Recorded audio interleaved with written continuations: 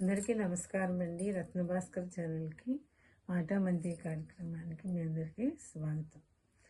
ఈరోజు చెప్పుకునే విషయం ఏంటంటే సైనస్.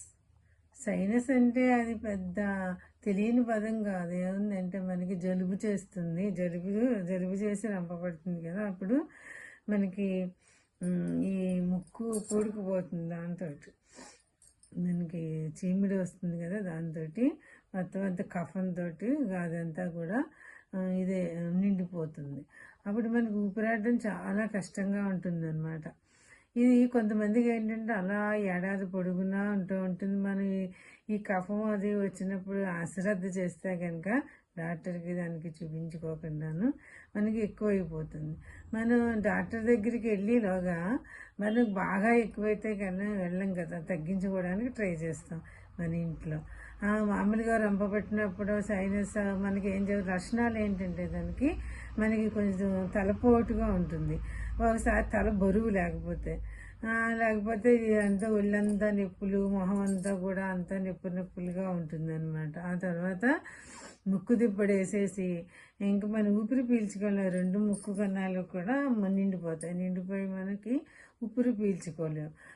పీల్చుకోలేకపోతే నోటితో ఊపిరి పీల్చుకుంటాం. పిల్లలేంటి పెద్దలేంటి నోటితో పీల్చుకుంటే చాలా రకరకాలైన రోగాలు వస్తాయి అన్నమాట. ఇవన్నీ మనం ఫస్ట్లో మనం ఇంటి దగ్గరే తగ్గించుకుంటే గొడవే ఉండదు. ఇంటి దగ్గర నెగ్లెక్ట్ చేసి అలా వదిలేస్తే ఏం చేయకుండా అది పెరిగి పెద్దదైపోయి పెద్ద సమస్యలా తయారవుతుంది.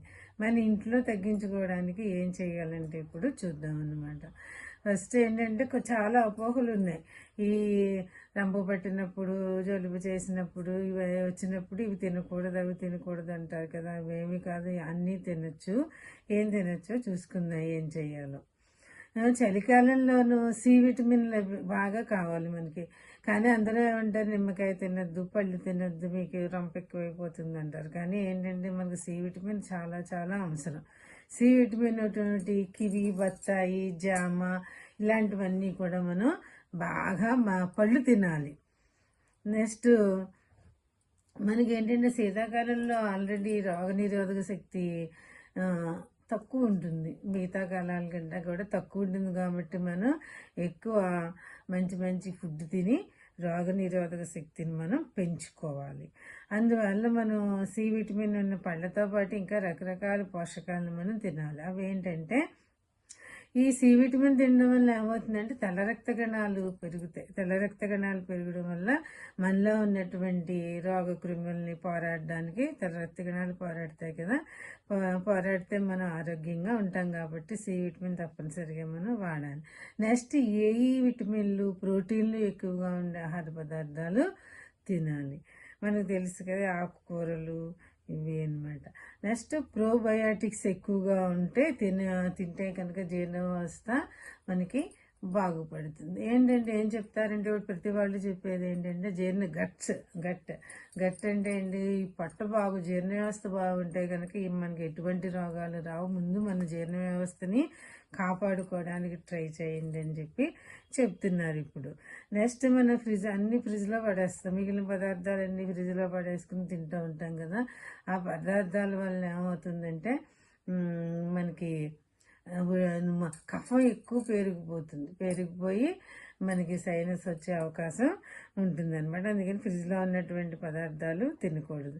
నెక్స్ట్ ఏంటి, నీళ్లు తాగకూడదు. బాబాయ్ మనకి రొంప వచ్చేస్తుంది అనుకోకుండా నీళ్లు ఎక్కువగా తాగాలి. ఎందుకంటే మన ముక్కులోంచి నీరు కారిపోతూ ఉంటుంది కదా, శరీరం డిహైడ్రేషన్ అయిపోతుంది కాబట్టి మనం ఎక్కువగా నీళ్లు తాగుతూ ఉండాలి.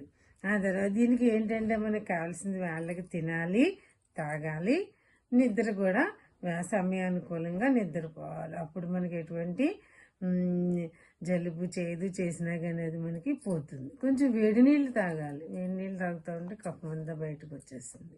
ఓకేనా? Thank you.